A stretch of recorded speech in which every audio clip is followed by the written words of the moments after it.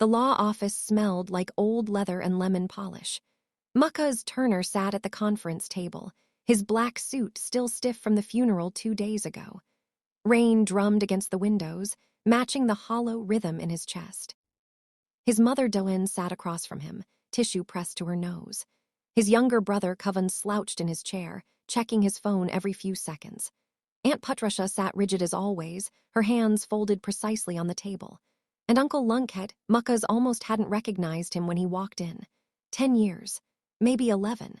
The last time had been at Mucka's wedding, before the divorce, before everything fell apart and rebuilt itself again. Lunkhead looked older, grayer, but there was something else too. A nervousness in the way he kept adjusting his tie, in the way he wouldn't meet anyone's eyes. James Murrison, the family lawyer, had known Mucka's since he was 12. He'd handled his parents' mortgage, his father's business contracts, every legal document the Turner family had needed for 30 years.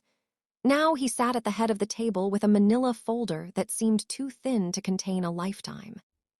"Thank you all for coming," Murrison said, his voice carrying the practiced solemnity of someone who'd done this hundreds of times. "I know this is difficult. Richard was very clear about his wishes. He updated this will 6 weeks ago during his final hospital stay." 6 weeks ago, Mucka's had been there that day. His father had sent him out for coffee, said he needed to talk to Murrison alone. "Just some paperwork, son, nothing for you to worry about." Mucka's had thought maybe it was about funeral arrangements, about whether his father wanted to be buried or cremated. Murrison opened the folder and pulled out several stapled documents. "The will is straightforward, but I want to read it in its entirety so there are no misunderstandings." Mucka's watched his mother's hands twist the tissue into a tight spiral. She still hadn't looked at him. "I, Richard William Turner, being of sound mind, do hereby declare this to be my last will and testament, revoking all previous wills and codicils." The legal language washed over Mucka's. He'd been through this before when his grandfather died. The formal phrases, the specific clauses, all designed to prevent disputes and hurt feelings. His grandfather had split everything equally among his 3 children. Fair, simple, no drama. "To my beloved wife, Diane Catherine Turner, I leave our family home at 847 Maple Drive, including all furnishings and personal effects therein, along with the sum of $200,000 from my life insurance policy and full ownership of our joint savings and checking accounts." Dawn nodded slightly, tears sliding down her cheeks. The house made sense. She'd lived there for 40 years, raised 2 sons in those rooms. Mucka's had never expected anything else. "To my sister, Patricia Ann Williams, I leave my collection of first edition books, which she helped me build over the years, and $50,000 in appreciation for her support during my illness." Patricia's expression didn't change, but something flickered in her eyes. Surprise, maybe, or disappointment. With Patricia, it was always hard to tell. "To my son, Coven Michael Turner." Coven finally looked up from his phone. "I leave my 2018 Mercedes sedan, my golf club membership, and $75,000, with the hope that he will use it to find direction and purpose in his life."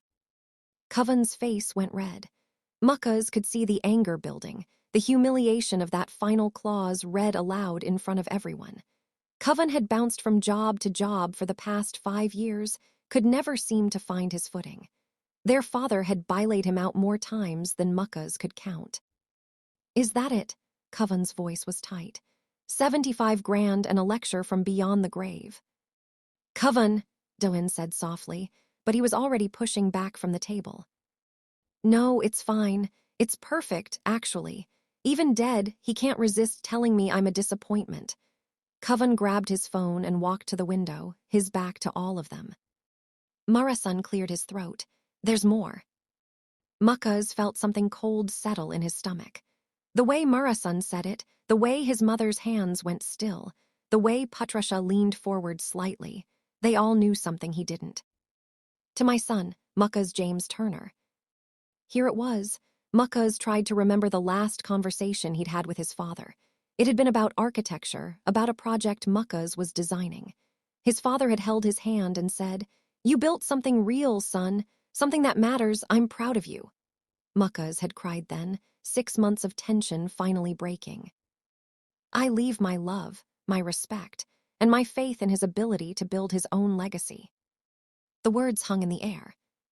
Muckas waited for more, for the next part, for the house in Florida his father had bought as a retirement investment, for the stock portfolio, for something. Marasun turned the page, kept reading. To my brother, Lunk James Turner, I leave the remainder of my estate, including all financial assets not previously designated, all real estate holdings including the rental property at 2340 Beach Road, and the investment properties in Riverside County, my business partnership shares in Turner and Associates, and all remaining personal property not otherwise specified. This amounts to approximately $2.3 million in total assets. The silence that followed was absolute. Muckas couldn't breathe, couldn't process what he'd just heard. He looked at his mother, waiting for her to say something, to explain, to tell him this was a mistake. She wouldn't meet his eyes. Lunk had made a sound, something between a gasp and a sob. Richard, what did you— I didn't ask for this, I didn't. Perhaps we should take a moment, Marasun said, but no one moved. Muckas found his voice. It came out strange, distant. There must be a mistake. There's no mistake, Marasun said gently. I advised Richard against this structure multiple times, but he was adamant. Lunkut hasn't been here in 10 years. Muckas heard himself saying words, but they didn't feel like his. He missed every holiday, every birthday. He wasn't there when Dad had his first heart attack. He wasn't there for any of it. Lunk had stood abruptly. I should go. This isn't— I need to think. Sit down, Lunkut, Patrasha said sharply. We need to understand what's happening here. What's happening? Coven said from the window, his voice bitter. Is that Dad found one last way to tell Muckas and me that we weren't good enough. That's not true, Dunn said, but her voice was weak. Isn't it? Coven turned around. Muckas spent 6 months taking care of him. 6 months. He put his whole life on hold.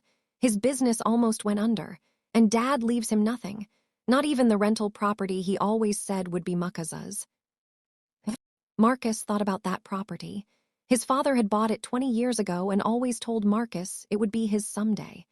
You can use the rental income to stabilize your business, his father had said. Real estate is security. Marcus had made plans around that promise, had structured his business growth assuming that safety net would eventually appear.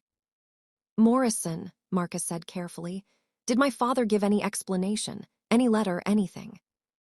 Morrison hesitated. There is a personal statement. He asked me to read it only if someone requested it.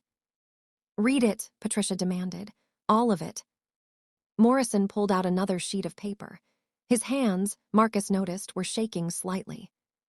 I know this will seem cruel. Perhaps it is.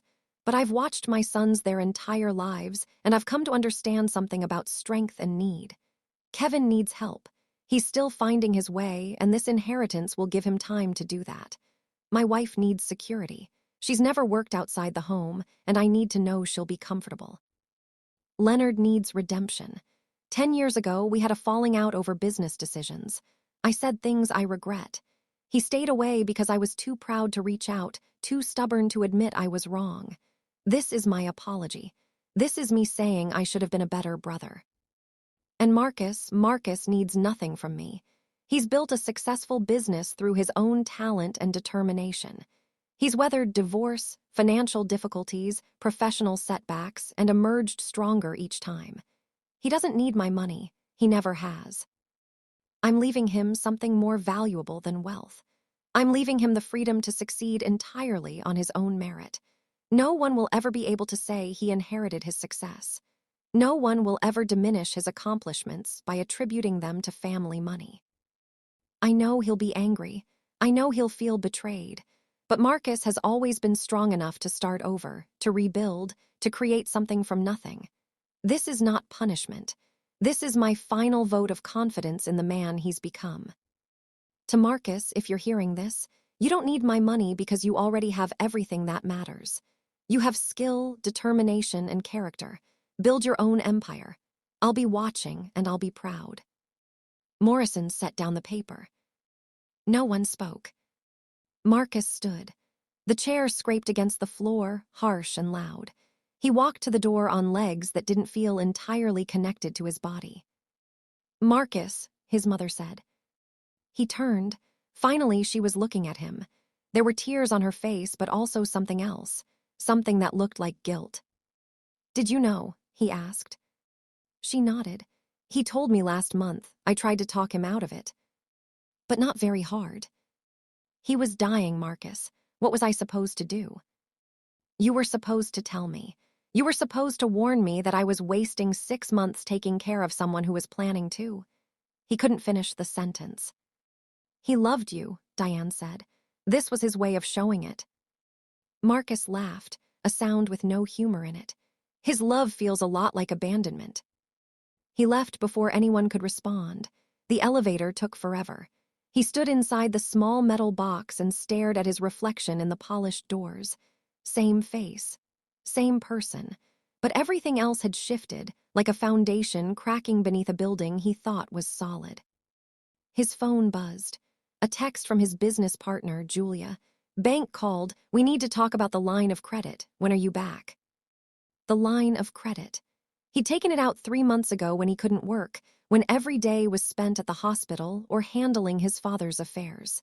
He'd planned to pay it off with the rental property income. Had told Julia it would be fine, that he had it covered. Another text. "Marcus, it's urgent." He typed back, "Tomorrow I'll fix it." But he had no idea how. The elevator doors opened to the lobby. Through the glass front doors, he could see the rain still falling, harder now. He'd taken the bus here, had let Kevin drive their mother. His car was across town, at his apartment that would need to be paid for next week. He had $847 in his checking account. His credit cards were maxed. His business was hemorrhaging money. And his father had just left $2.3 million to a man who'd been absent for a decade because Marcus was strong enough to start over. His phone buzzed again. Julia. "The bank wants $50,000 by Friday or they're calling the loan. Please tell me you have access to the inheritance." Marcus slid his phone into his pocket without responding. He pushed through the doors into the rain and started walking. He didn't know where he was going. He just knew he couldn't stand still. Behind him, through the law office windows, he could see his family still sitting at the conference table. His mother was crying. Kevin was packing.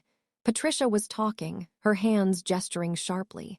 Leonard sat with his head in his hands. And Marcus walked away from all of them, his father's final gift sitting heavy in his chest. The freedom to succeed on his own, whether he survived it or not. Marcus walked for 3 miles in the rain before he realized where he was going. His feet had carried him on autopilot to the building site on 7th Street, the mixed-use development that was supposed to be his breakthrough project. 6 stories of residential units over ground-floor retail, his design, his vision. The project that had gotten him featured in Architecture Digest 2 years ago when it was just renderings and ambition. Now it sat half-finished, wrapped in construction fencing covered with his firm's logo, Turner Design Group. The logo he'd spent weeks perfecting, that represented everything he'd built without his father's help. He stood across the street, water soaking through his suit jacket, and stared at the skeletal structure. Construction had stopped 4 months ago when his father got sick. The developer had been understanding at first. "Take the time you need," they'd said. "Family comes first." But understanding had limits. Last week they'd sent a formal letter. Resume work by the end of the month or they'd hire someone else to finish the project, without his name attached, without his fee, and possibly with a lawsuit for breach of contract. His phone buzzed incessantly in his pocket. He finally pulled it out. 15 missed calls, 23 text messages, most from Julia, his business partner and the only reason Turner Design Group hadn't completely collapsed while he was gone. He called her back. "Oh, thank God," Julia answered on the first ring. "Where are you? Are you okay?" "I'm fine." "You're not fine. I can hear it in your voice. What happened at the reading?" Marcus watched a plastic bag skitter across the construction site, caught by the wind. My father left everything to my uncle, the one I haven't seen in 10 years. Silence on the other end. Then, everything. 2.3 million. The rental properties, the business shares, everything. But you were there every day. Julia stopped herself. I'm so sorry, Muckas. He left me a letter instead. Apparently, I'm strong enough to start over. The bitterness in his voice surprised even him. Muckas about the bank. I know, Friday, $50,000. Can you borrow from your mother? Or... No, the word came out harder than he intended. I'm not asking them for anything. Pride is expensive. So is self-respect. Julia sighed. Okay, let me think. We could try to find another investor, or maybe we could sell some equipment, or... The equipment is already collateral for the line of credit. Then we need to talk to the developer, explain the situation, ask for an extension on the 7th Street project. They'll fire us. They might, but it's better than losing everything. She paused. Where are you right now? Muckas looked up at the building. 7th Street. Go home, get dry. We'll figure this out tomorrow. But when Muckas got back to his apartment, his mother was sitting in her car in the parking lot. She got out when she saw him, holding an umbrella that did nothing to protect her from the wind-driven rain. Can we talk? Dylan asked. I don't think there's anything to say. Please, 5 minutes. His apartment was small, a one-bedroom he'd moved into after the divorce. Temporary, he'd told himself, just until the business stabilized. That was 3 years ago. Dylan looked around at the sparse furniture, the stack of architectural drawings covering his dining table, the coffee cups he hadn't washed. You're living like this while your father sat on millions, she said quietly. Apparently, that was the point. Muckas grabbed a towel from the bathroom and dried his hair roughly. I'm supposed to build character through struggle. He was wrong. Dylan sat on the edge of his couch. I told him he was wrong, but your father, once he made up his mind about something, God himself couldn't change it. You could have warned me, could have told me not to waste 6 months. It wasn't a waste. Her voice was sharp. Those months mattered, Muckas. Your father died knowing you'd forgiven him, knowing you loved him. That was worth everything to him. Just not worth $2 million. Dylan flinched. I know you're angry. You have every right to be. But I need you to understand something about your father, about why he did this. Muckas sat in the chair across from her, waited. 25 years ago, your father inherited money from his father. Not as much as this, but substantial. $150,000. Lunk had got the same amount. Dylan twisted her wedding ring. Your father invested his, built it into the business, bought the rental property, made smart choices. Lunk had spent his in 18 months. Bad investments, worse friends, gambling. I didn't know that. Lunk had came to your father for help, begged him for a loan. And your father, she stopped, collected herself. Your father said no. He said Lunkheim needed to learn responsibility, that helping him would just enable more bad choices. Sounds familiar. Lunkheim's wife left him, took their daughter. Lunkheim spiraled, lost his job, his house, everything. And your father watched it happen because he believed he was teaching Lunkheim a lesson. Dunn's voice cracked. 10 years ago, Lunkheim tried one more time, asked your father to bring him into the business as a partner. Your father refused. They had a terrible fight. Lunkheim said things, your father said things, and they never spoke again. Until Dad was dying. No, not even then. I called Lunkheim when your father went into the hospital.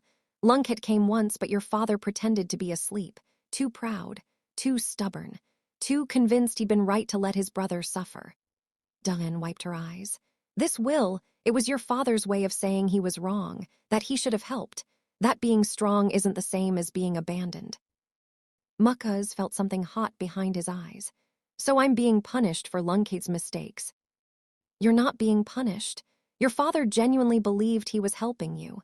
He saw how you rebuilt after your divorce, how you started the business from nothing, how you survived every setback.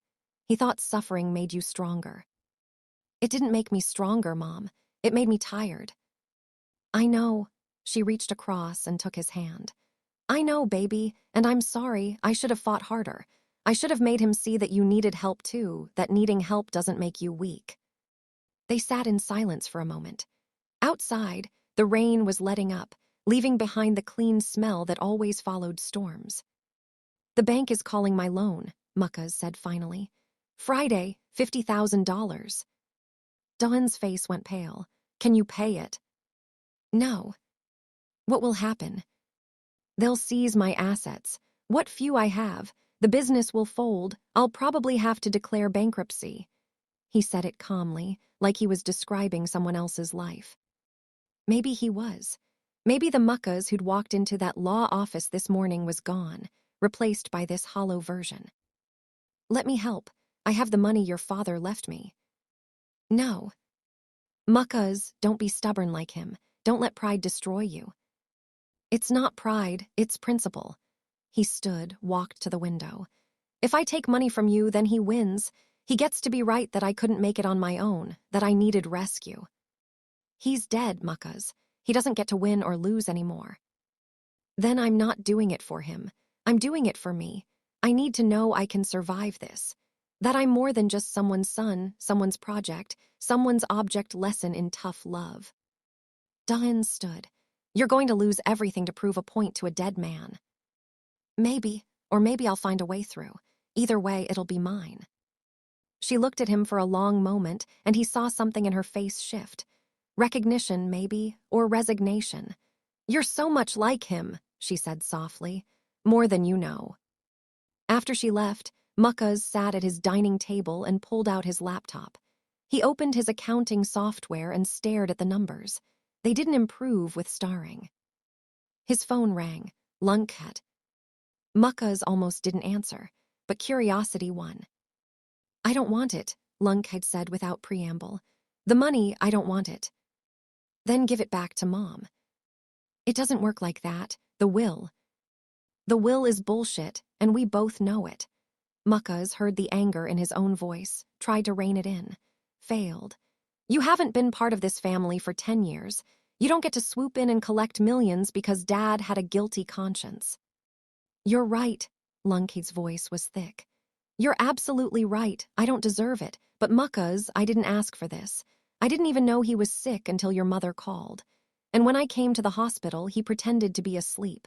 I sat there for 3 hours, and he never once acknowledged I was there. So this is what? His apology?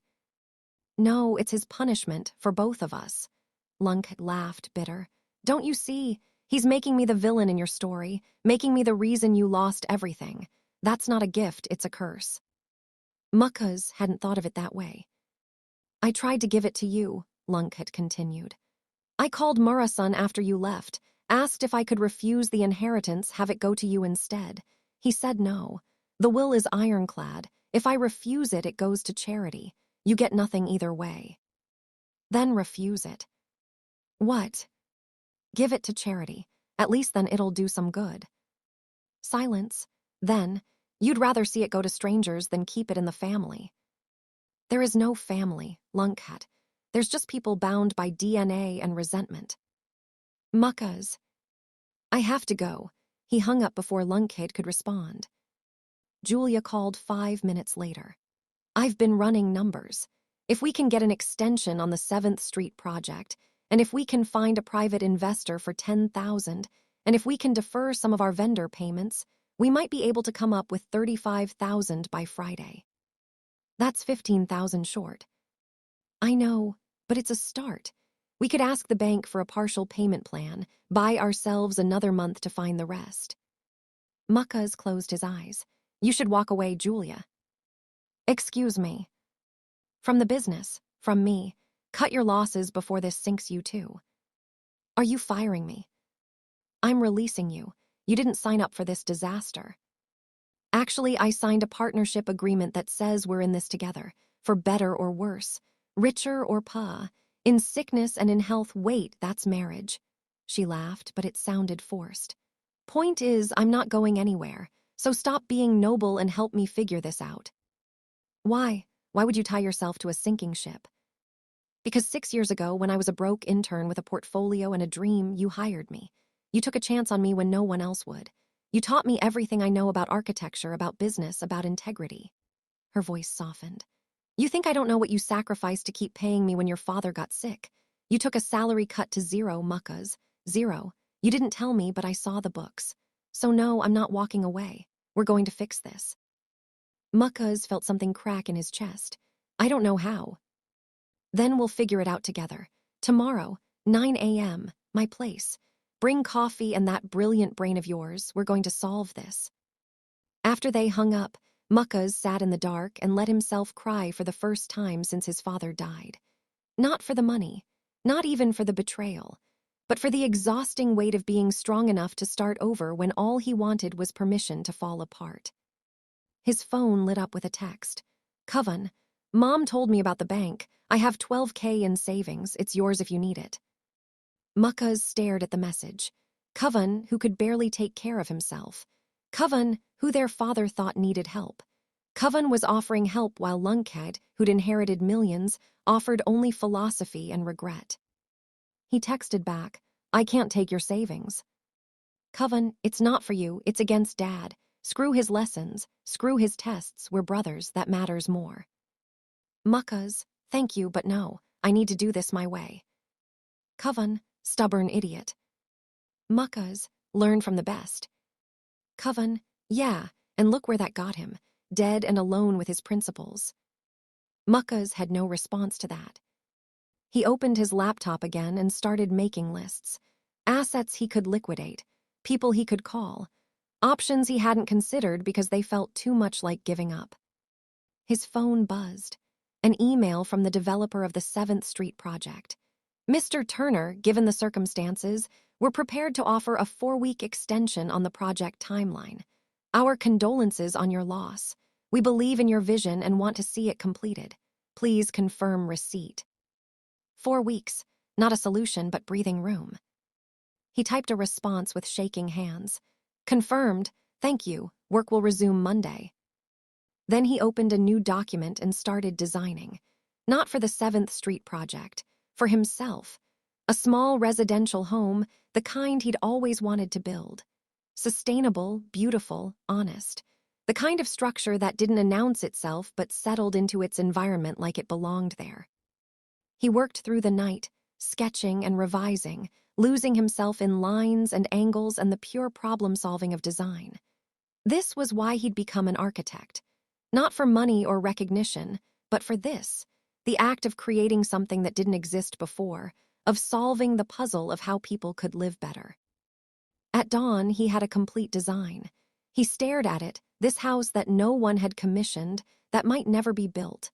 Then he posted it to his firm's Instagram account with a simple caption, "Personal project. Sometimes you design for survival." By the time he showered and headed to Julia's apartment, the post had 60 likes. By the time they'd finished their first cup of coffee, it had 300. By noon, it had been shared by an architecture blog with 500,000 followers. And by 2 p.m., Muckas had an email from a woman named Catherine Wells. "I saw your design. I've been looking for an architect who understands sustainable design and emotional resonance. I'd like to commission this house. Budget is flexible. Are you available to discuss?" Julia watched him read the email. "Well, someone wants to commission the house. The one you designed, in a fugue state at 3 in the morning." "That's the one. How much are they offering?" Muckas clicked through to the woman's website. Catherine Wells, tech executive, sold her company 2 years ago for 8 figures. Bought land in the mountains, looking for her dream home. She says budget is flexible. Julia leaned over his shoulder. That's rich person code for "I have money and taste." Muckas, this could be. "Enough to save the business," he finished. They looked at each other. "So we're not dying Friday?" Julia asked. "We might not be dying Friday." She threw her arms around him. "I knew it. I knew something would break our way." Muckas hugged her back, but something nagged at him. This design, he'd created it in grief, in desperation, in the raw hours after his father's will destroyed his assumptions about the world. It was personal, honest, vulnerable in ways his professional work never was. And now someone wanted to pay for it. Was this what his father meant? That he'd be freed to create something entirely his own, without the weight of family money making people question whether his success was earned? Or was it just dumb luck, random chance, the universe throwing him a rope because it felt sorry for him? His phone buzzed. A text from his mother. "Lunk had called me. He wants to set up a trust for you, not from the inheritance, from his own money. Money he saved before your father died. He wants to help." Muckas stared at the message. Another text. "I told him you'd refuse. Was I right?" He thought about it. Lunke's money, earned separately from the inheritance. Not his father's will playing out, but Lunke's choice. A uncle trying to help a nephew. Simple. Human. Outside the game his father had constructed. He texted back, "Tell him thank you, but no, and tell him I don't blame him for any of it." His mother, "Will you ever forgive your father?" Muckas looked at the house design on his screen. At Julia, who'd stuck with him through everything. At the email from Cuthbert Wells, offering him a lifeline he'd created for himself in the darkest hours. He texted, "I don't know. Ask me in a year. Ask me when I know whether his bet on me paid off." His mother, "He loved you. Whatever else was true, that was true." Muckas, "Love should feel like love, not like a test." He put his phone away and turned to Julia. "Let's call Cuthbert Wells. Let's build something beautiful. Let's save this business and prove that we can do it without anyone's help." "Without anyone's help except each other," Julia corrected. "Right, except each other." They spent the rest of the day crafting a proposal, running numbers, preparing to pitch the project that might save everything. And for the first time since sitting in that law office, Muckas felt something other than betrayal and exhaustion. He felt hungry, for success, for vindication, for the chance to prove that his father's test wasn't a gift, but that he'd pass it anyway, on his own terms, in his own way. Strength shouldn't cost this much, but if it did, he'd pay the price. And then he'd send his father's ghost a bill. Catherine Wells lived in a glass and steel penthouse overlooking the river. Her assistant had scheduled the meeting for Monday morning, which gave Marcus and Julia the weekend to prepare a presentation that would either save their company or prove definitively that they were out of options. They met at the office on Saturday morning. Turner Design Group occupied half of the third floor in a converted warehouse downtown. Marcus had signed the lease 4 years ago when the business was growing, when he thought he was building something permanent. Now the space felt too big, echoing with the absence of the 3 junior architects he'd had to let go when his father got sick. Julia spread their materials across the conference table. Renderings of the mountain house, material samples, cost projections, 3 different budget scenarios from modest to extravagant. "She's worth $800 million, Julia said, reading from her phone. "Sold a data analytics company, 42 years old, divorced, no kids, bought 200 acres in the Blue Ridge Mountains 18 months ago, has been interviewing architects for a year, rejected 12 proposals." "Why?" According to an interview she gave to Architectural Digest, she's waiting for someone who understands that a house isn't about impressing people. It's about creating space for the person you're becoming. Marcus looked at his design. He'd created it in the middle of the night, thinking about what home meant when everything else had fallen away. Not shelter, transformation. A place that held you while you figured out who you were on the other side of loss. "That's what this is," he said quietly. "I know," Julia smiled. "That's why we're going to get this job." But Marcus's phone rang before they could continue. Morrison, the lawyer. "I'm sorry to bother you on the weekend," Morrison said, "but something's come up regarding your father's will." Marcus's stomach dropped. "What now?" "Your uncle Leonard came to see me yesterday. He wants to challenge the will." "On what grounds?" "On the grounds that your father was under undue influence when he wrote it, that the pain medication affected his judgment, that he wasn't truly of sound mind."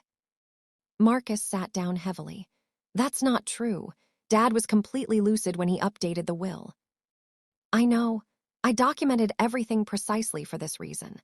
But Leonard claims he doesn't want the money if it means destroying his relationship with you and Kevin.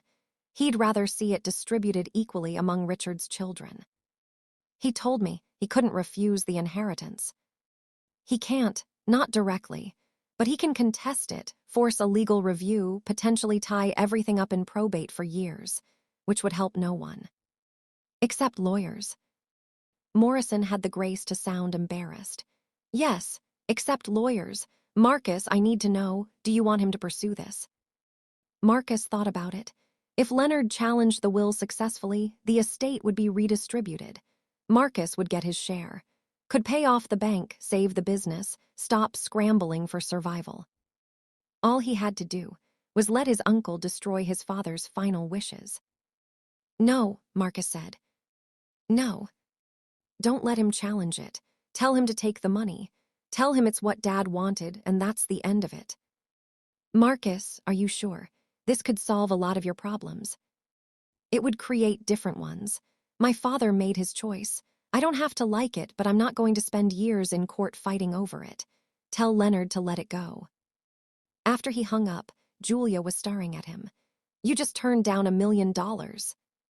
I turned down a legal nightmare that would eat the $1 million in lawyer fees and destroy what's left of my family in the process. That's very noble, also very stupid. Maybe, but it's my choice. The first real choice I've made since Dad died. He looked at the design on the table. This, the house, the business, everything we're building, it has to be ours. Actually ours. Not something we won in court, not something we guilted out of Leonard, not anything except what we create. Julia was quiet for a moment. You know there's a good chance Catherine Wells will say no. That even if she loves the design, something will fall through. That we could lose everything anyway. I know. And you're okay with that? No, but I'm okay with trying, with fighting for this on our terms. He managed a smile. Besides, we're not dead yet. We have until Friday to pull off a miracle. They worked through the weekend, refining every detail of the proposal. Marcus barely slept, running on coffee and the manic energy of someone who'd already lost so much that further loss felt almost abstract. On Monday morning, they took a car service to Catherine Wells's building. Julia had insisted, we're not showing up on the bus when we're pitching $1 million project. The penthouse was exactly what Marcus expected and nothing like it at the same time. Yes, it was expensive, floor-to-ceiling windows, designer furniture, art that probably cost more than his car. But it was also warm, books everywhere, plants in the windows, a cat sleeping on the sofa. It felt lived in, chosen, personal. Catherine Wells was tall, graceful, with silver streaking through dark hair she wore in a long braid. She shook their hands and offered them coffee with a warmth that seemed genuine. Thank you for coming, she said, settling into a chair across from them. I've been following your work for a while, Mr. Turner. That community center you designed in Riverside, it won an award, didn't it? 3 years ago, the Sustainable Design Initiative. It was beautiful, functional but poetic, that's rare. She looked at the portfolio they'd brought. May I? Marcus watched her page through the renderings of the mountain house. She took her time, really looking, occasionally going back to compare one detail to another. The silence stretched, but it didn't feel uncomfortable. It felt like someone taking his work seriously. Finally, she looked up. Tell me about this house, not the specs, I can read those. Tell me what it means. Marcus glanced at Julia, who nodded encouragingly. I designed it the night my father died, he said. That's not quite true. He died 2 weeks ago. But I designed it the night I learned he'd left his entire estate to someone else. When I realized everything I'd assumed about my life was wrong. Catherine's expression didn't change, but something in her eyes sharpened. Go on. I was angry, hurt, feeling betrayed and abandoned and wondering who I was if I wasn't the son he'd been proud of, the architect building on his foundation. So I designed this, a house for becoming someone new, for the space between who you were and who you're going to be. The rooms flow into each other, Catherine observed, looking at the floor plan. No formal divisions. Because transformation isn't linear. You're not one person in the bedroom and another in the kitchen. It's all mixed together, all flowing. And these windows, They're positioned to frame specific views of the landscape. The mountains change constantly, light weather seasons. The house is in conversation with that change, reflecting it, honoring it. Catherine set down the portfolio. Mr. Turner, I'm going to be direct. I've interviewed 12 architects over the past year. They all pitched me houses that looked like their other houses. Beautiful, certainly, professional, but generic.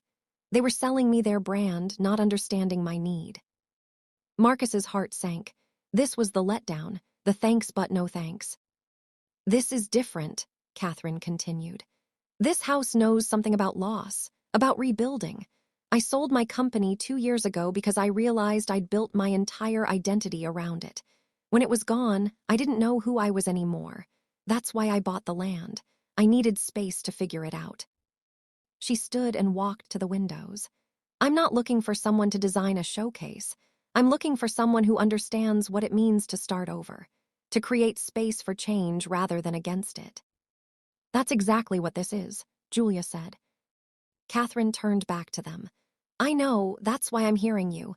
The budget is $1.2 million, construction included. Can you do it? Marcus couldn't breathe, couldn't process what he was hearing. Yes, he managed. Yes, absolutely. Good, my lawyer will send over the contract today. I'd like to break ground in 6 weeks. Is that feasible?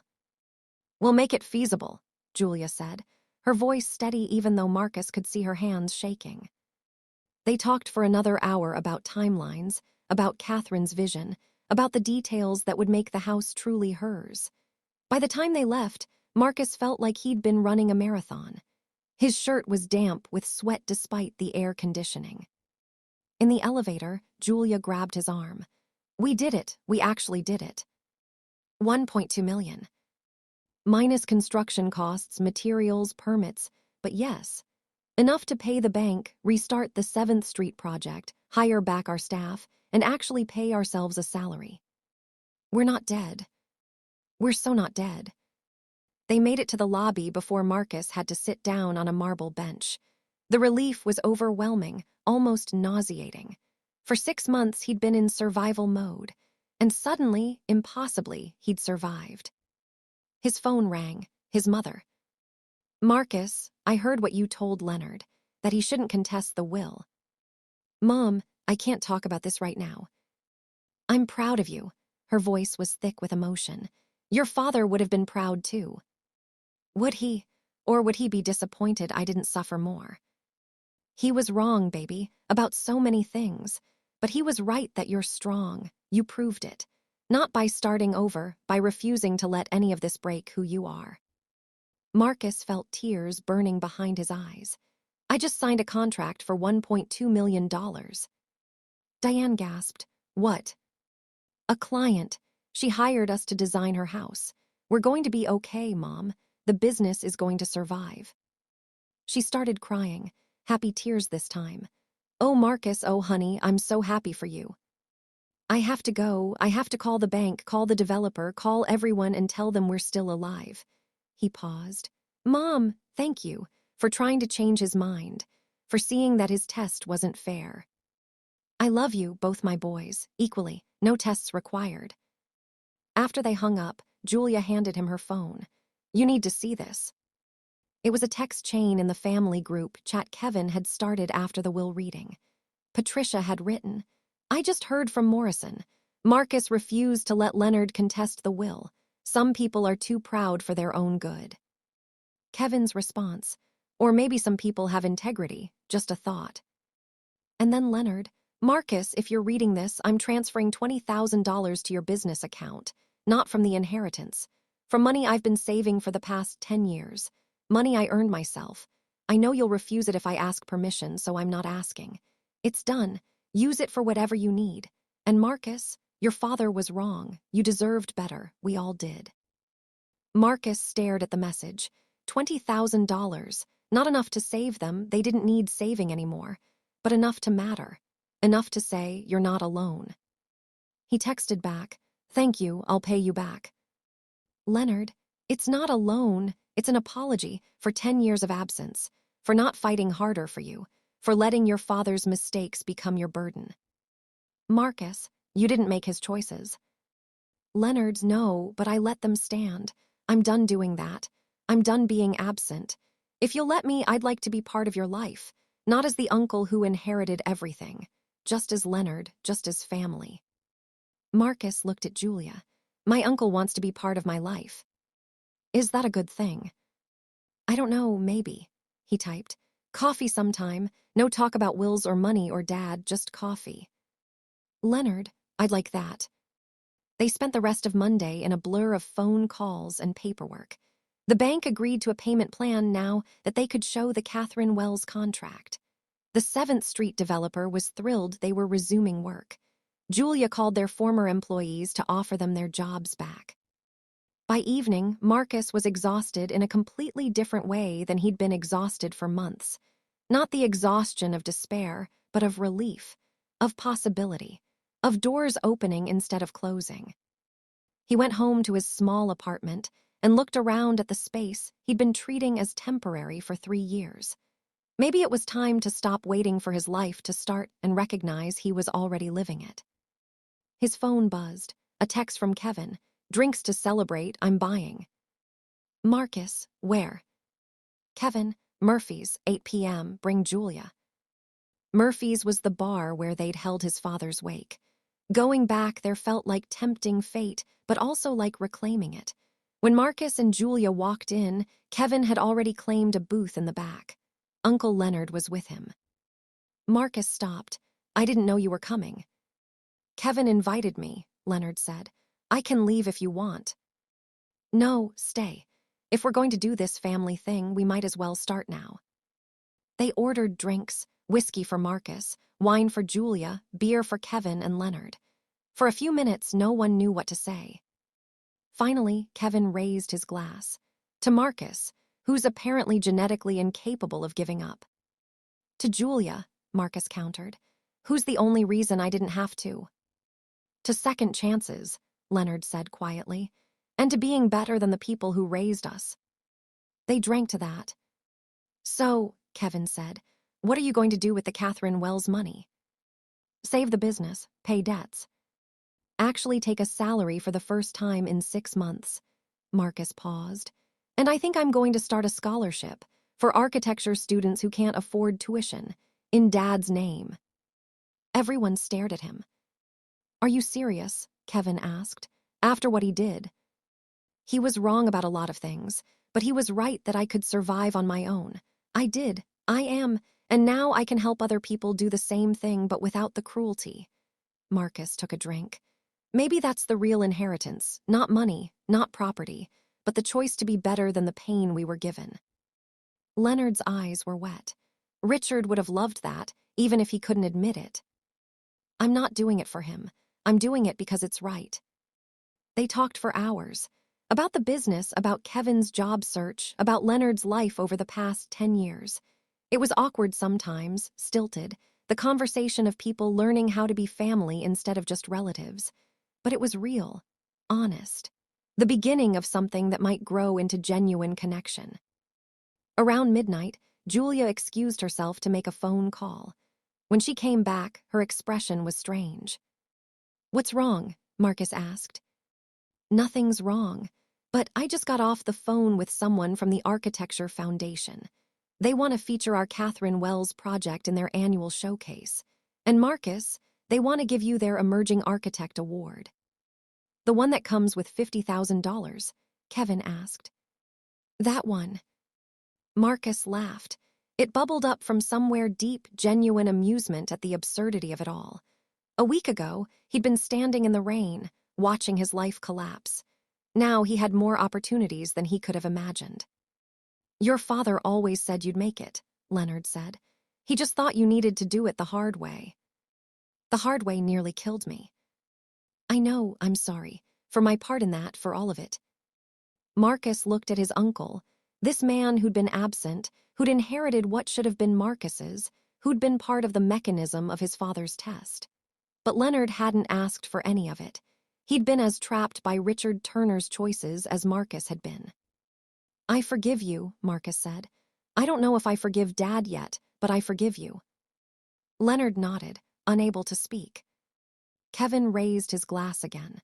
To the Turner family. Dysfunctional, complicated, and apparently incapable of doing anything the easy way. To family, Marcus echoed. They drank. Arrived at apartment Tuesday morning with a sealed envelope. The lawyer looked older than he had at the will reading, or maybe was just seeing him more clearly now. A man who'd watched families tear themselves apart over money for 40 years and carried the weight of all that damage. Your father gave this to me 6 weeks ago, said, handing over the envelope, with specific instructions not to deliver it until 30 days after the will was read. He said you'd need time to be angry first. Took the envelope.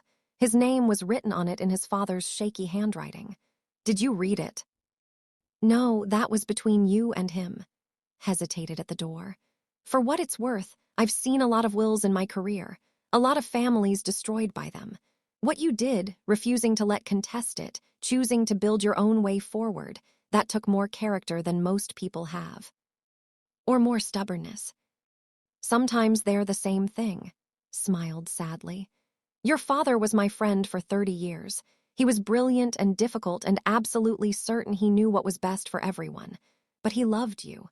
I hope you can believe that, even if his way of showing it was twisted. After left, sat with the envelope for a long time. He made coffee, checked his email, called Julia to discuss the Wells project timeline, did everything except open it. The letter was 3 pages, handwritten. His father's script had deteriorated toward the end, the painkillers, the weakness, the weight of dying. But it was still recognizably his, still had that aggressive forward slant that remembered from birthday cards and report cards, and the single letter his father had sent him during college when was considering dropping out. Began to read. If you're reading this, 30 days have passed since the will reading. Tells me that's long enough for the initial shock to wear off, for you to stop feeling betrayed and start feeling curious. I hope he's right. I hope you're still speaking to your mother. I hope you haven't destroyed your relationship with over my choices. I'm writing this from the hospital. You just left to get coffee. You've been here every day for 3 weeks. You rearranged your entire life to be here. That's who you are, the one who shows up, who takes care of people, who puts everyone else first. And that's exactly why I'm leaving you nothing. Let me explain.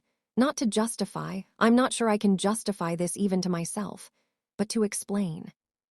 When I was your age, my father died and left me $150,000.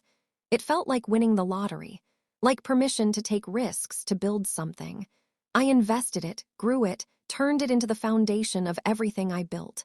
That money made me. I told myself that for 30 years, that the inheritance was the reason for my success, that without it, I would have been ordinary, stuck, unsuccessful. I believed my achievements were built on that foundation, that I could never have done it on my own. Then 5 years ago, I was going through some old papers and found the original documents. I did the math. The real math, not the story I'd been telling myself. And I realized the inheritance was gone within 18 months. Bad investments, expensive mistakes, learning curves. By the time I actually started succeeding, by the time I bought the rental property and grew the business, I was operating on my own earned money. The inheritance hadn't made me successful. I had made me successful. But I'd spent 3 decades believing otherwise. 3 decades giving my father credit for my accomplishments. 3 decades feeling like I hadn't really earned what I'd built. I don't want that for you. You're a brilliant architect. You built your firm from nothing. Every client you've won, every award you've received, every beautiful building you've designed, that's all you. Your talent, your vision, your work. But you've always had the inheritance in the back of your mind, haven't you? The safety net. The knowledge that if everything failed, Dad's money would catch you. That's made you cautious. Conservative. You take fewer risks because you're protecting your future claim on what you think is already yours. I'm taking away the net, not because I don't love you, not because I think you don't deserve it, but because you need to know, really know, bone deep know, that you can succeed without it. That everything you build from here is entirely yours. That no one can ever say you inherited your success. By the time you read this, you'll have survived. I know you will. You'll have found a way through. And you'll have done it alone, which means you'll know forever that you can. That knowledge is worth more than money. Set the letter down, his hands shaking. He stood and walked to the window, looking out at the city where he'd built his life. The letter continued, but he needed a moment to breathe. After a few minutes, he returned to the table and kept reading. As for I failed him. 25 years ago, he needed help and I gave him lectures instead. I let him fall and called it teaching responsibility. I watched him lose everything and told myself it was for his own good. And when he tried to reach out 10 years ago, I was still too proud to admit I'd been wrong. The money I'm leaving him is an apology. It's too little, too late, and it doesn't fix anything. But it's all I have left to give him. I know this makes you collateral damage in my attempt to make things right with my brother. That's not fair to you. Nothing about this is fair to you. But life isn't fair, and the sooner you stop expecting it to be, the sooner you can focus on building something meaningful anyway. You asked me once when you were starting your firm if I thought you'd succeed. I said I didn't know. Do you remember that? You were hurt. You wanted certainty from me, blessing, confidence. I didn't give it to you because I wanted you to find your own certainty, to stop looking to me for validation and start validating yourself. This will is the final version of that same lesson. I'm not validating you with money. I'm giving you the space to validate yourself. I know you're angry. You have every right to be, but I also know you'll survive this anger. You'll use it. You'll turn it into something creative and beautiful because that's what you do. You take difficulty and transmute it into design. One more thing, there's a storage unit. Number 347 at Safekeep Storage on Highland Avenue. The key is taped to the back of this letter. Inside are all the drawings you made as a child, all the models you built in high school and college, every sketch and plan and dream you ever showed me. I kept them all. Your mother doesn't know. I told her I'd thrown them away to make room in the garage. I kept them because they're evidence. Evidence that you were always an architect, always a creator, always someone who saw the world differently and tried to build it better. You didn't become talented when I gave you money. You were talented from the beginning. That's what I'm leaving you. Not money, not property, but evidence of who you've always been, independent of me, independent of any inheritance. I hope someday you'll understand. I hope someday you'll forgive me. But even if you don't, I hope you'll succeed wildly and live brilliantly and build beautiful things that make the world better. Because that's who you are, with or without my money, with or without my blessing, with or without me. I love you, son. I'm sorry this is the only way I knew how to show it. Dad. Marcus set down the letter with shaking hands. He felt the back of the final page and found the key exactly where his father said it would be. A small brass key with a number stamped on it, 347. He sat there for a long time, breathing through the complicated knot of emotions in his chest. Anger, still, but also understanding, and something that might eventually become forgiveness. His father had been wrong about so much. Wrong that love had to be a test. Wrong that suffering was the only path to strength. Wrong that withholding help was the same as teaching independence. But he'd been right about one thing. Marcus had survived, and he discovered something about himself in the process. He called his mother. Did you read it? Diane asked immediately. You knew there was a second letter. He told me, made me promise not to say anything until Morrison delivered it. What did it say? Marcus summarized it. When he got to the part about the storage unit, his mother gasped. He kept those. He told me he'd thrown them away. He said they were taking up too much space. Apparently, he lied. That stubborn, sentimental fool, Diane was crying. He kept them all these years. Mom, did he really believe this? That taking away the money was helping me? Yes, God help him, yes. He convinced himself it was the right thing, the loving thing. She took a shaky breath. Marcus, your father's love was real. It was just badly executed. Like a building with a beautiful design but faulty construction. Marcus laughed despite himself. That's actually a perfect analogy. Are you going to go to the storage unit? Yeah, I think I am. He drove to Safekeep Storage. a sprawling complex of orange metal units on the edge of town. Number 347 was in the back, a 10x10 space that cost his father $75 a month for who knows how many years. Marcus unlocked it and rolled up the door. The unit was packed, boxes labeled in his father's handwriting. Marcus, age 8, Marcus, high school, Marcus, college, Marcus, competition entries. There were his childhood models made from cardboard and tape, his high school projects, some earning As, some barely passing, his college portfolio, the work that had gotten him into architecture school. And in the back, a large flat box. Marcus opened it carefully. Inside were drawings, dozens of them, buildings he'd imagined when he was 10 years old, cities he'd designed when he was 12, impossible structures that defied physics but captured something essential about how he saw the world. There was a note clipped to the first drawing in his father's handwriting. Marcus's first building design, age 7. He drew this after I took him to see the new library downtown. He said the library was good, but his would be better. He was right. Marcus sat down on the concrete floor of the storage unit, surrounded by evidence of who he'd been, and cried. Not from grief, not from anger, but from the complicated, overwhelming recognition that his father had seen him, had valued him, had kept tangible proof of his talent even while withholding the money. It was wrong. The whole thing was still wrong, but it was also weirdly, heartbreakingly right. His phone rang. Kevin. Hey, where are you? Mom said you got a letter from Dad.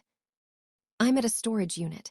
Dad kept all my childhood drawings, all my early work. Seriously, the stuff he said he threw away. Yeah. That manipulative, sentimental old bastard. Kevin paused. Are they any good, the drawings? Marcus looked at a sketch he'd made at 15, a house built into a hillside. The proportions were wrong and the structure was impossible, but the vision was there. Yeah, Marcus said, they're good. So what now? I don't know. I'm sitting in a storage unit full of my childhood, trying to figure out if I should be angry or grateful. Could be both. Yeah, probably both. Kevin was quiet for a moment. Marcus, I got a job, a real one, at a marketing firm starting next week. Kevin, that's great. What changed? Honestly, watching you refuse to give up even when you had every reason to. It made me realize I've been giving up my whole life before I even tried. Kevin laughed. Turns out Dad's test worked on me too, just differently. Marcus started loading boxes into his car. Not all of them, there were too many, but some. The ones with his earliest work, the evidence of who he'd been before everything got complicated. Later that evening, he went through the boxes at home, rediscovering his younger self.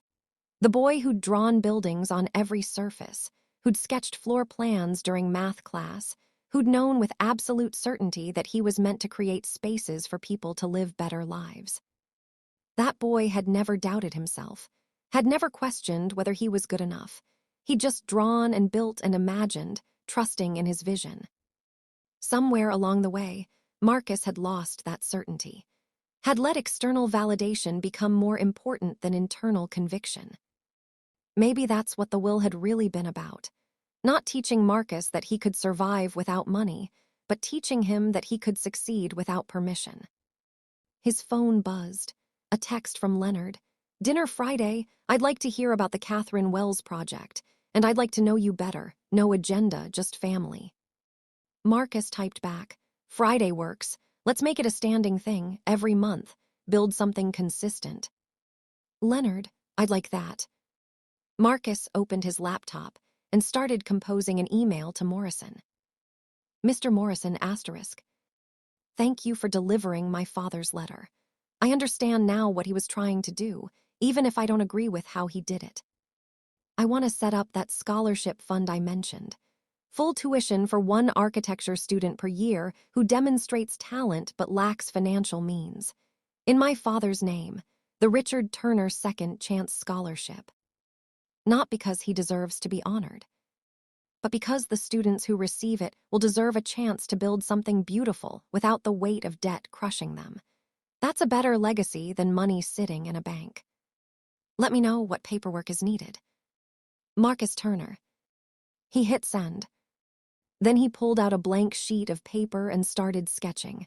Not for a client, not for a project, but for himself. A house for the architect he was becoming. He drew for hours, losing himself in the work. This was why he'd become an architect, not for money or recognition, but for this, the pure act of creation, of imagining spaces that didn't exist yet but should. His phone buzzed. A text from his mother. Your father called you his greatest achievement. Did he tell you that? In the hospital when you'd stepped out for coffee. He said, I built a company, I made money, I acquired property. But Marcus, I raised. That's what I'll be remembered for. Marcus stared at the text, felt something hard in his chest finally start to soften. He typed back, he never told me that. His mother, he should have told you 100 times, but he was proud of you, baby, even when he was wrong about how to show it. Marcus, I know, I'm starting to know. He looked at the house design on his desk. This was his inheritance, not money, not property, but the ability to create, to persist, to build something meaningful from pain and loss and the stubborn refusal to give up. His father had been wrong about almost everything. Wrong that suffering was necessary. Wrong that withholding help was love. Wrong that strength required isolation. But he'd been right about one thing. Marcus didn't need his money. Never had. What Marcus needed was already inside him. Talent, determination, vision, and the courage to keep building even when everything else fell apart. That was worth more than $2.3 million. Marcus pulled out another sheet of paper and started designing a community center for the neighborhood where he'd grown up. Somewhere kids could learn, create, imagine themselves into bigger futures. He'd fund it himself, someday when the business was stable enough. Build it as proof that success wasn't about inheritance. It was about what you chose to create with whatever you were given. Outside, the first hint of dawn touched the sky. A new day, a new beginning. Marcus Turner, architect, creator, survivor, kept drawing. His father's will had tried to teach him strength. But Marcus had learned something better. That asking for help wasn't weakness. That community mattered more than individualism. That success built with others was more meaningful than success achieved alone. He'd survived his father's test, but he'd done it his own way, on his own terms, proving that the best inheritance isn't what you're given. It's what you choose to build despite what you weren't. 3 months later, Marcus stood on Catherine Wells's land in the Blue Ridge Mountains. The foundation had been poured. The framing was going up. The house was taking shape, exactly as he'd envisioned it that desperate night after the will reading. Catherine stood beside him, looking at the structure rising from the earth. It's beautiful, she said. Even now, half finished, I can see what it's going to be. A space for transformation, Marcus said. For becoming. You did that too, didn't you? Transformed. I'm still transforming. I think that's the point. We never really finish becoming. His phone buzzed. A text from Kevin. Got promoted. Can you believe it? 6 weeks and they're already moving me up. Another from Leonard.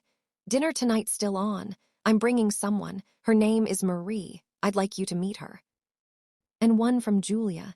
The Architecture Foundation wants to do a feature article on us. From crisis to creation, how Turner Design Group survived the impossible. Are you okay with that? Marcus smiled. Yeah, he texted back. I'm okay with that.